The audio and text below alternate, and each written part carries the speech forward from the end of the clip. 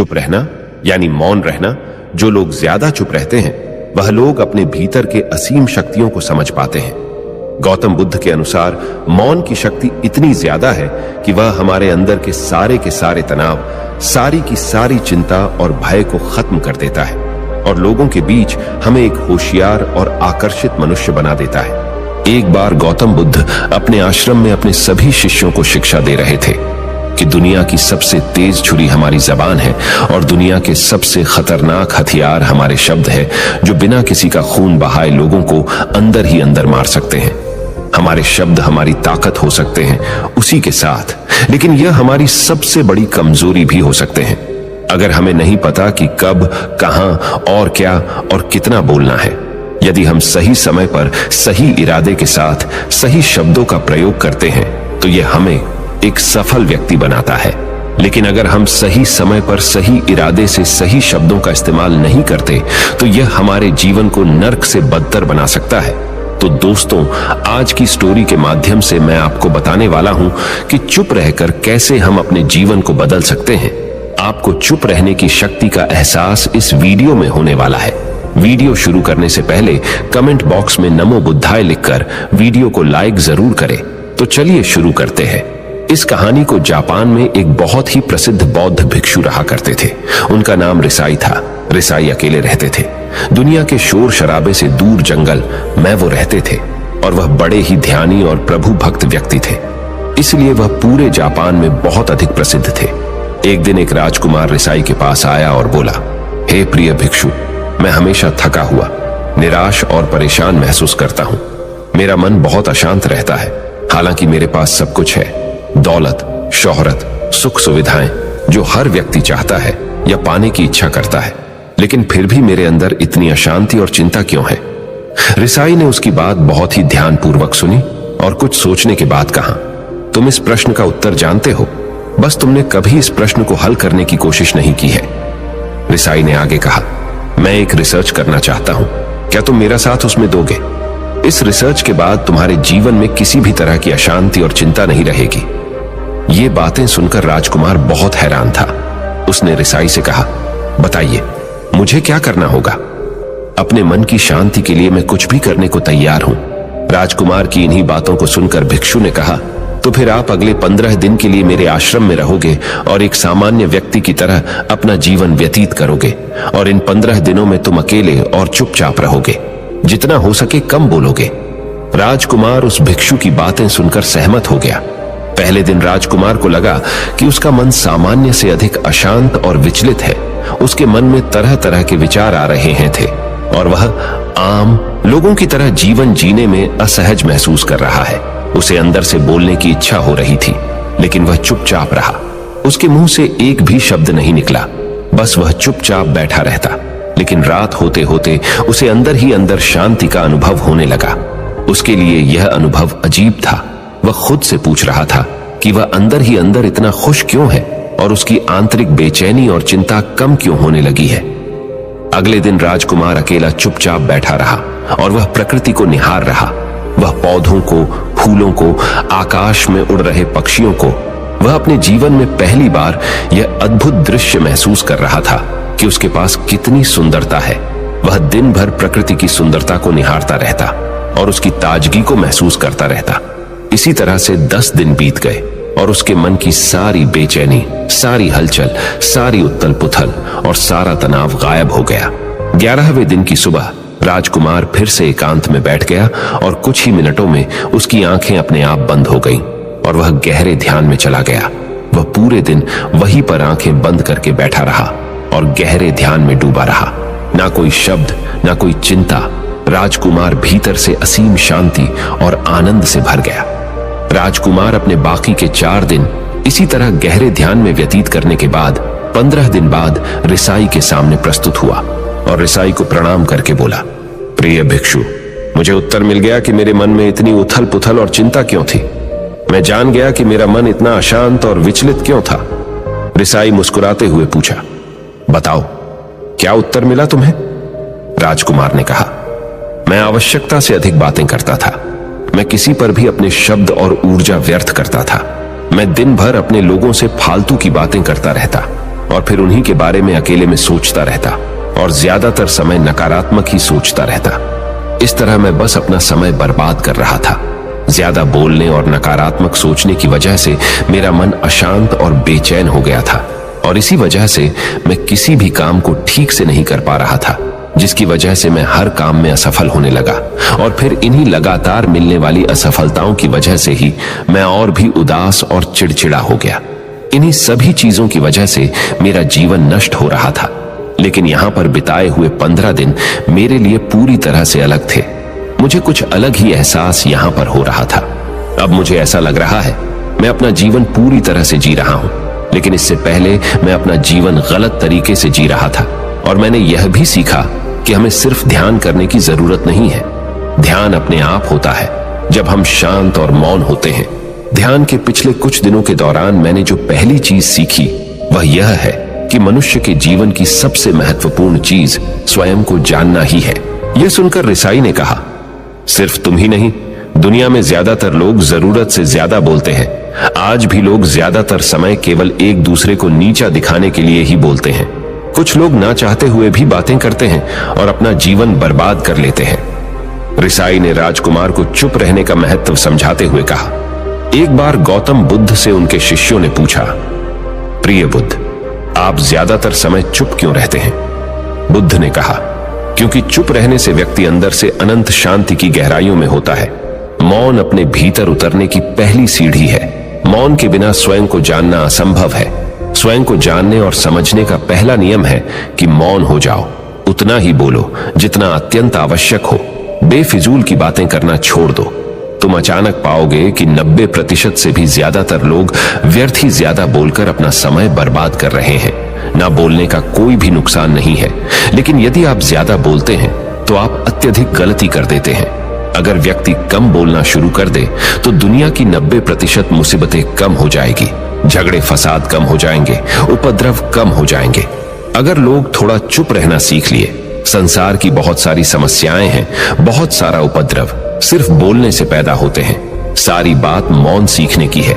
जब तुम नहीं बोलते तब तुम एकांत में अकेले हो गए। भरे बाजार में भीड़ में खड़े हो नहीं बोलते। हिमालय के शिखर में पहुंच गए।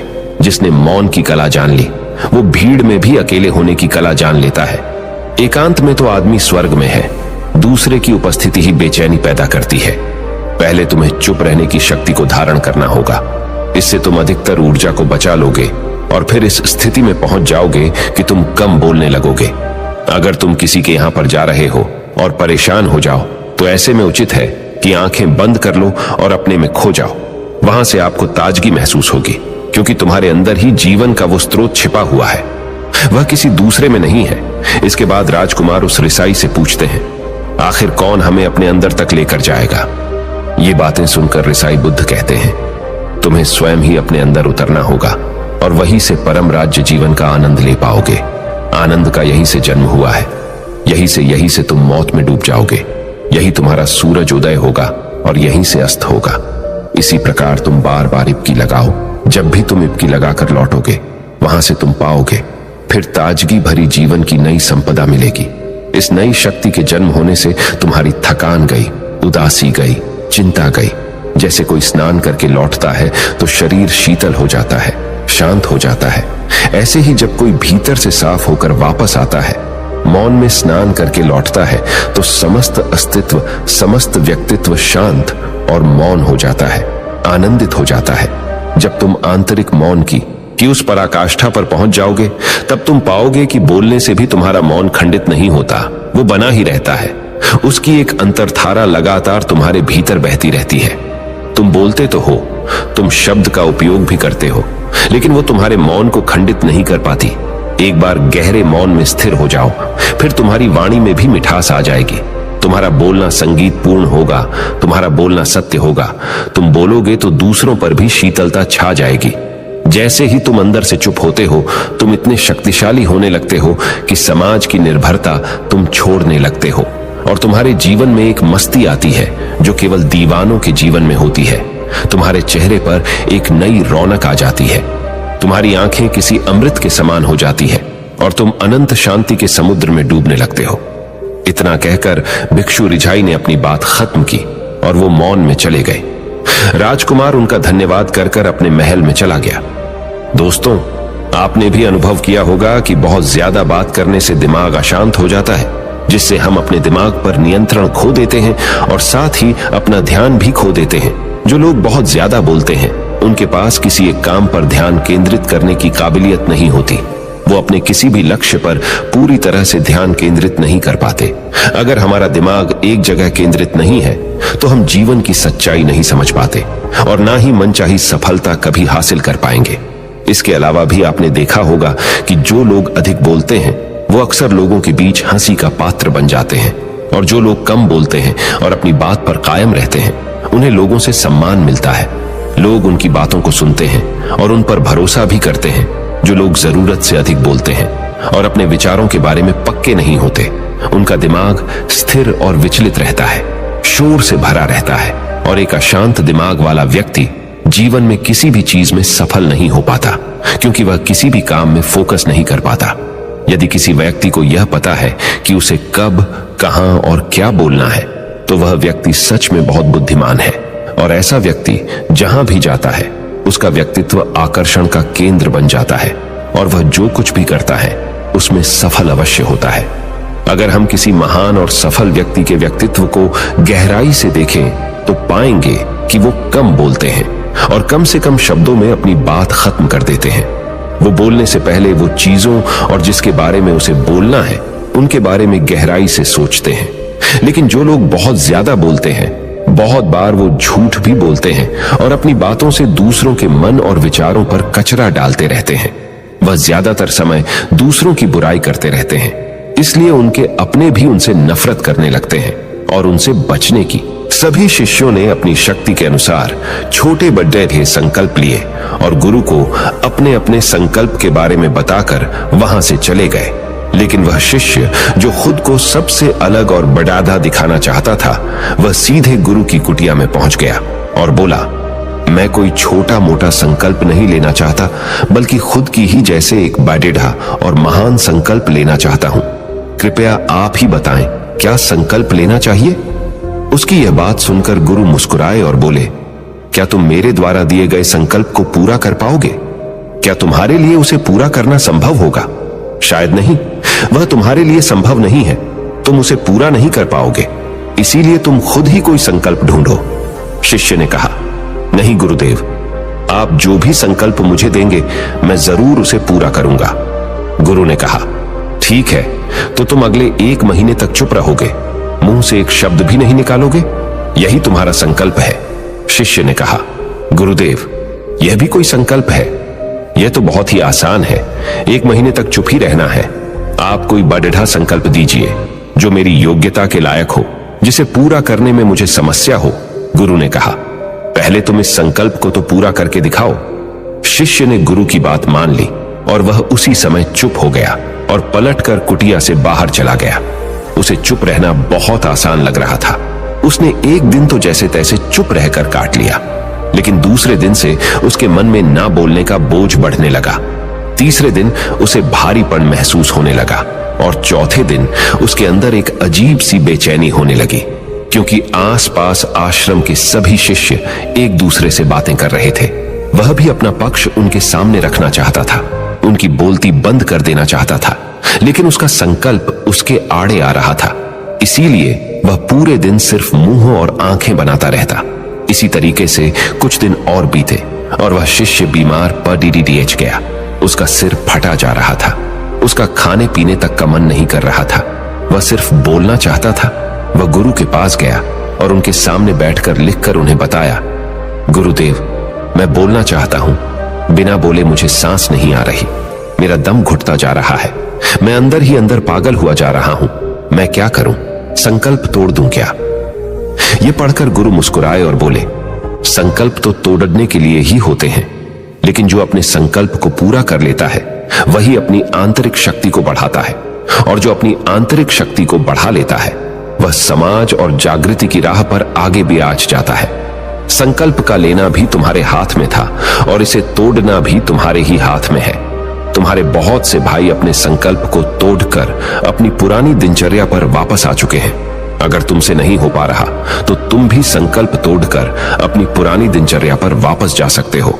लेकिन याद रहे, अगर आज तुम इस छोटे से संकल्प को नहीं संभाल पा रहे तो तुम अपनी बाकी की पूरी जिंदगी को कैसे संभाल सकोगे? बाकी फैसला पूरी तरह से तुम्हारे हाथों में है। गुरु की यह बात उस शिष्य के दिल में चोट कर गई। वह बिना कुछ बोले वहां से वापस चला गया और खुद को अपनी कुटिया में बंद कर लिया। वह केवल अपने जरूरी कामों के लिए ही कुटिया से बाहर निकलता, बाकी सारे समय कुटिया के अंदर ही बैठा रहता।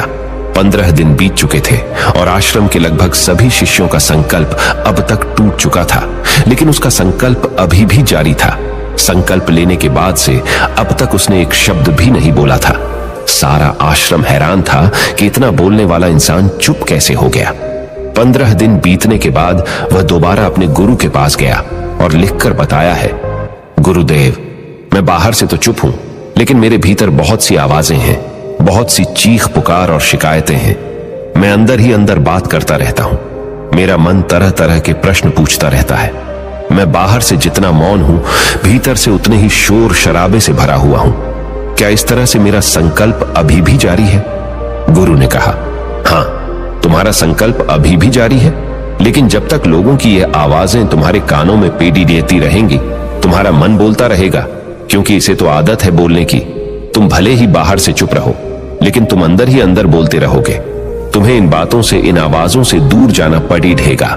शिष्य गुरु को प्रणाम कर वहां से चला जाता है और सुबह होते ही अपनी कुटिया छोड़कर जंगल की तरफ चला जाता है। कई दिन बीत जाते हैं, संकल्प का समय भी पूरा हो जाता है, लेकिन शिष्य लौटकर नहीं आया। आश्रम में सभी को डर था कि कहीं जंगली जानवर ने उसे खा ना लिया हो। इस बीच उसे ढूंढने की बहुत कोशिश की गई, लेकिन वह कहीं नहीं मिला। सभी गुरु भाइयों ने मान लिया था कि जंगली जानवरों ने उसे अपना शिकार बना लिया है, लेकिन गुरु को ऐसा नहीं लगता था। एक दिन आश्रम का एक अन्य शिष्य गुरु के पास आया और बोला, गुरुदेव, हमारे उस अधिक बोलने वाले भाई के साथ क्या हुआ होगा? क्या जानवर ने उसे मार दिया होगा? गुरु ने कहा, हो सकता है कि जानवरों ने उसे अपना शिकार बना लिया हो, लेकिन उसके न लौटने की एक दूसरी वजह भी हो सकती है। शायद उसे वह मिल गया है जिसके लिए वह गया था। फिर शिष्य ने पूछा, गुरुदेव, क्या ज्यादा बोलना इतना हानिकारक होता है? गुरु ने कहा, इंसान के जीवन के बहुत सारे दुखों में से एक दुख यह भी है कि वह कभी चुप नहीं रह सकता, हमेशा कुछ ना कुछ बोलता ही रहता है। सिर्फ हमारे बोलने के कारण हमारे आधे से ज्यादा दुख पैदा होते हैं। परिवार के अधिकतर झगड़ों की वजह हमारा बेमतलब बोलना ही होता है। हम में से कोई भी चुप नहीं रहना चाहता। हम बस सामने वाले को सुना देना चाहते हैं। जो भी हमारे मन में है सब निकालकर उसके मन में बैठा देना चाहते हैं। उसे समझा देना चाहते हैं कि देख, तू गलत है और मैं सही। और इस तरीके से सब एक दूसरे की सडड ही गली बातों को ग्रहण कर रहे हैं। इस तरीके से सुनने और सुनाने का यह काम जिंदगी भर चलता रहता है।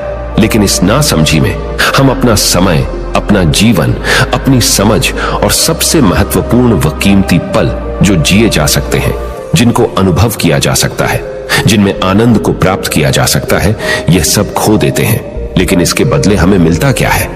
कुछ नहीं, सब व्यर्थ और बर्बाद हो जाता है। इस पागलपन में हमने क्या खो दिया?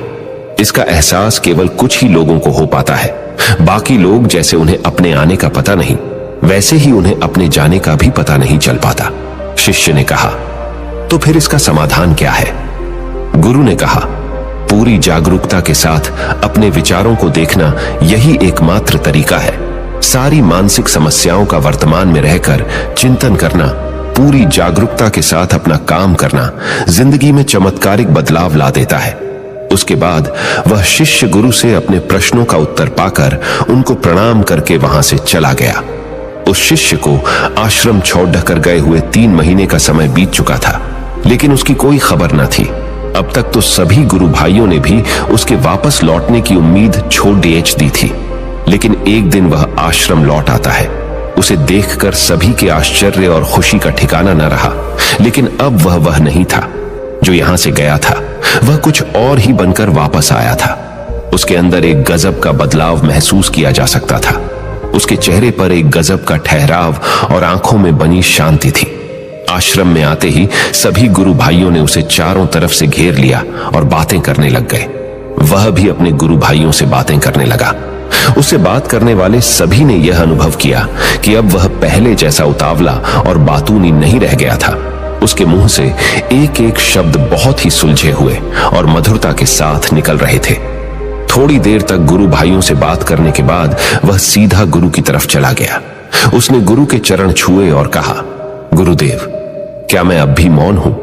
क्या अब भी मेरा संकल्प जारी है? गुरु ने कुछ देर तक शिष्य की आंखों में बड़े ध्यान से देखा और कहा, हां, तुम अब भी मौन हो। तुम्हारे मुंह से एक भी शब्द निकल नहीं रहा और तुम्हारा संकल्प अभी भी जारी है। शिष्य ने कहा, गुरुदेव, जब मैं आश्रम से गया तो मैं मुंह से तो चुप था, लेकिन मेरे अंदर बहुत सी आवाजें थीं, मन में बहुत से प्रश्न थे और वह बंद नहीं हो रहे थे। तो मैं जंगल में चला गया, इस उम्मीद से कि वहां मुझे शांति मिलेगी और मेरे मन की बकबक कम हो जाएगी। लेकिन मैं जितना एकांत में जाता गया, मेरे अंदर की आवाज उतनी ही तेज होती गई। मेरे भीतर की पुरानी से पुरानी आवाज मुझे सुनाई देने लगी। तब जाकर मैंने महसूस किया कि मैं कितना गलत कर रहा था। जब मैं अपने परिवार वालों, दोस्तों को और गुरु भाइयों को बुरा भला कहता था, तो उस समय मुझे लगता था कि मैं सही कह रहा हूं। जब मैं गुरु भाइयों की एक दूसरे से चुगली करता था और उनका मजाक बनाता, तब भी मुझे यही लगता था कि मैं उनसे बेहतर हूं और मैं सही कर रहा हूं। लेकिन उस दिन मैंने पहली बार महसूस किया कि मैं कितना गलत बोलता था। काफी दिनों तक ये आवाजें, ये शिकायतें मेरे अंदर चलती रही, लेकिन धीरे धीरे करके एक दिन ये सारी आवाजें मेरे अंदर से समाप्त हो गई। अब मैं भीतर से भी मौन हो गया। उस घने जंगल में बाहर से कोई बोलने वाला था नहीं और भीतर कोई आवाज बची ही नहीं थी, और मैं उस दिन पहली बार मौन का सही अर्थ समझा। मेरे चारों तरफ बहुत शांति थी। हालांकि अभी भी कुछ आवाजें आ रही थी जो पहले भी आती थी, लेकिन मैं उन्हें सुन नहीं पाता था। पर अब वह सभी आवाजें मुझे स्पष्ट रूप से सुनाई दे रही थीं। हवा के चलने की आवाज, चिड़ियों के चहकने की आवाज और पानी के बहने की आवाज, ये सभी आवाजें मैंने पहली बार पूरे होशपूर्वक सुनी। अपने चारों तरफ इतनी शांति मैंने पहले कभी महसूस नहीं की थी। तो इस शांति को भंग करने के लिए मैंने पहली बार अपने मुंह से कोई शब्द निकाला। मैं चिल्लाया, हे ईश्वर, ये कैसी शांति है? सभी कुछ इतना शांत क्यों है? ऐसा क्या हो गया? लेकिन मेरे चिल्लाने के बाद भी शांति भंग नहीं हुई। सब कुछ पहले जितना ही शांत था, बाहर भी और भीतर भी। हे गुरुदेव, मैंने अपने गुरु भाइयों से बात की, मैंने आपसे बात की। मैं बोल रहा हूं, मैं चल रहा हूं, मैं सब कुछ देख रहा हूं, लेकिन मैं अपने भीतर एकदम एकांत में हूं, मौन में हूं। भीड़ डैच में होता हूं, तब भी भीतर से अकेला एकांत में होता हूं। जब मैं खुद में भी शोर करना चाहता हूं, तब भी एकांत में ही होता हूं। अब सब दिखाई पड़ी डाहने लगा है, सब सुनाई पड़ी डाहने लगा है। गुरु ने कहा, जब तक हम बाहर की तरफ बोलते रहेंगे, भीतर अशांति ही रहेगी। लेकिन जिस दिन हम भीतर की तरफ मुड्डाह जाएंगे, तब हमारे मुंह से कुछ भी निकलेगा, हम शांत ही रहेंगे। दुनिया में जितनी भी बुराइयां हैं, ज्यादातर हमारे बोलने से ही उत्पन्न होती है, क्योंकि हम चुप रहना नहीं चाहते। हम जितनी जरूरत है उससे कहीं ज्यादा बोलते हैं। हम सामने वाले को सुनना नहीं चाहते, बल्कि उसकी बोलती बंद कर देना चाहते हैं। उसे समझा देना चाहते हैं कि मैं कौन हूं, मैं क्या कर सकता हूं। और यही हमारी जिंदगी का मकसद बनकर रह जाता है। हमारी सारी ऊर्जा व्यर्थ के बोलने में बर्बाद होती रहती है। ऐसे ही समाज में लोगों का जीवन दुखों से भर जाता है, जो हमेशा एक दूसरे को सुनाने में लगे रहते हैं। कभी एक दूसरे को सुनना नहीं चाहते, समझना नहीं चाहते, और चुप रहना तो उन्होंने कभी सीखा ही नहीं, क्योंकि चुप रहना उन्हें छोटा महसूस करवाता है। दुनिया की सभी लड़ाइयों का कारण हमारा बोलना ही है। इसलिए हमें सिर्फ उतना ही बोलना चाहिए जितना जरूरी हो, क्योंकि व्यर्थ का बोलना ऊर्जा को नष्ट करना है। और यह बोलना ही हमें कभी अपने भीतर की ओर लौटने नहीं देता, क्योंकि यह हमें बाहर की ओर खींच कर रखता है। और बाहर है ही क्या इस संसार के अलावा। लेकिन अगर अपने भीतर के संसार की ओर मोड़ना है, तो इस मुंह को बंद ही रखना चाहिए। इसीलिए जितने भी बुद्ध हुए, आत्मज्ञानी हुए, वह सभी एकांत की ओर भागे, ताकि उन्हें ज्यादा न बोलना पड़ी डेहे, ज्यादा सुनना न पड़ी डीहे। वह एकांत में रहे और शांत रहे, इसीलिए आसानी से भीतर की यात्रा कर पाए। लेकिन अगर कोई चाहे तो इस संसार में रहकर भी एकांत में रह सकता है, शांत रह सकता है। लेकिन इसके लिए उन्हें अपनी ऊर्जा बचानी होगी, जिसे वह अब तक अपने व्यर्थ के शब्दों में बर्बाद कर रहे थे। दोस्तों, इस कहानी की सीख यही है कि व्यर्थ का बोलना ऊर्जा को नष्ट करना है। ज्यादा और व्यर्थ बोलना ही हमें अपने भीतर की ओर लौटने नहीं देता, क्योंकि यह हमें बाहर की ओर झुकाए रखता है। और जिन्हें भीतर की यात्रा करनी है उन्हें अपने मुंह को बंद ही रखना चाहिए। मुझे उम्मीद है कि आपको यह कहानी पसंद आई होगी और काफी कुछ सीखने को मिला होगा। कहानी के बारे में अपने विचार आप हमें नीचे कमेंट बॉक्स में कमेंट करके बता सकते हैं। नमो बुद्धाय।